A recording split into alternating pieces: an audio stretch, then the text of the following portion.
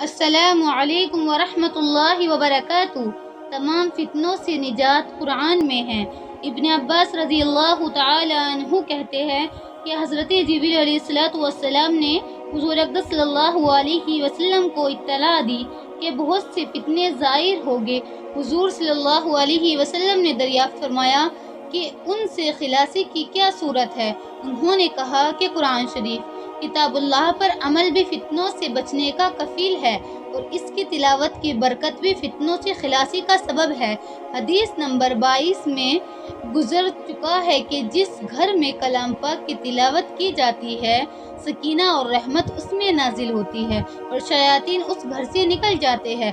فتنوں سے مراد خروج دجال، فتنہ تار اور وغیرہ۔ علماء نے بتلایا ہے کہ حضرت یحییٰ علیہ السلام نے بنی اسرائیل سے کہا کہ حق تعالی شانہ تم کو اپنے کلام کے پڑھنے کا حکم فرماتا ہے، اور اس کی مثال ایسی ہے کہ جیسے کوئی قوم اپنے کلام میں محفوظ ہو اور اس کی طرف کوئی دشمن متوجہ ہو کہ جس جانب سے بھی وہ حملہ کرنا چاہے، اسی جانب میں اللہ کے کلام کو اس کا محافظ پائے گا اور وہ اس دشمن کو دفع کر دے گا۔ بے شک سبحان اللہ۔